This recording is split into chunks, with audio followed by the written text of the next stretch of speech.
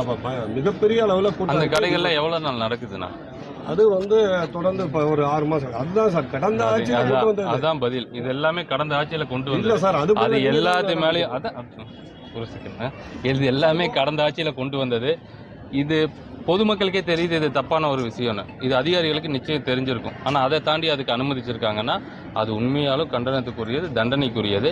அது இந்த FL2 first என்னென்னா, இந்த துறை ரொம்ப பெரிய துறை. நான் அதுக்கு முன்னாடி சொன்ன மாதிரி ஒவ்வொரு ஸ்டெப்பாக உள்ளே எடுத்துகிட்டு வரோம். முதல்ல அரசுக்கு வர வேண்டிய வருமானம் அரசோட கஜானாக்கு வரணுங்கிறதுக்கு ஒரு முயற்சியாக ஃபஸ்ட்டு முயற்சி எடுத்து அதில் மிகப்பெரிய வெற்றியும் பெற்றுட்டோம்.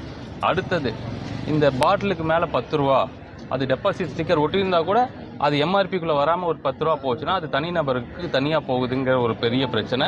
இதெல்லாம் இன்றைக்கி நேற்று பிரச்சனை இல்லை, பல வருஷங்களான பிரச்சனை.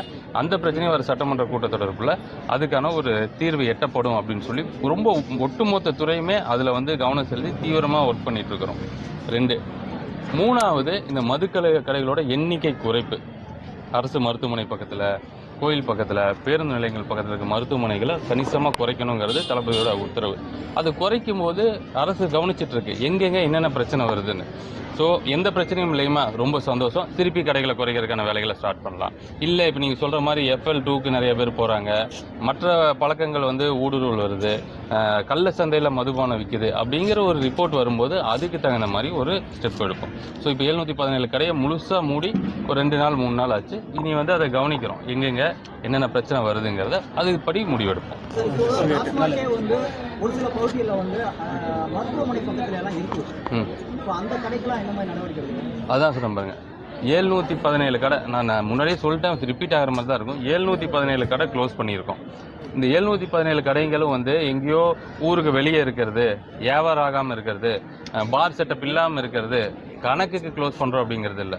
நான் சொன்ன மாதிரி ஒரு கடை 25 லட்ச ரூபாய்க்கு ஒரு நாளைக்கு வியாபாரம் ஆகக்கூடிய கடைகள்லேருந்து குறைஞ்சபட்சம் 5 லட்ச ரூபா வியாபாரம் ஆகக்கூடிய கடை வரைக்கும் எந்த ஒரு பாரபட்சமும் இல்லாமல் மக்களுக்கு இடையூறாக இருக்குது, அதை எடுக்கணுங்கிறதுக்காக எடுத்துட்டோம்.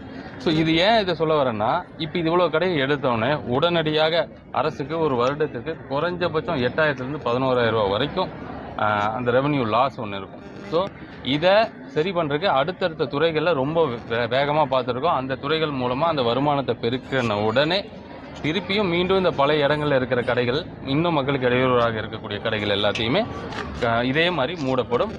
ரொம்ப இருக்கிறது எல்லாமே வாட்ச் பண்ணிட்டு தான் இருக்கும். மக்கள் சந்தோஷமா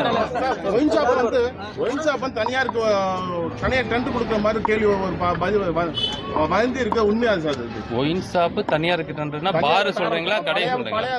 பழைய மாதிரி தனியாரே நடத்துற மாதிரி அனுமதி கொடுக்குற மாதிரி ஒரு பேச்சு இருக்கு. அது எந்த உண்மையாது? இது வரைக்கும் அப்படி எந்த ஒரு முடிவும் எடுக்க கிடையாது. உங்களை மாதிரி ஊடகங்களில் வர செய்திகளை பார்க்குற நான் இப்படி இருந்தால் என்ன ஆகும்னு கவனிக்கிறமே தவிர இது பற்றி எந்த ஒரு முடிவு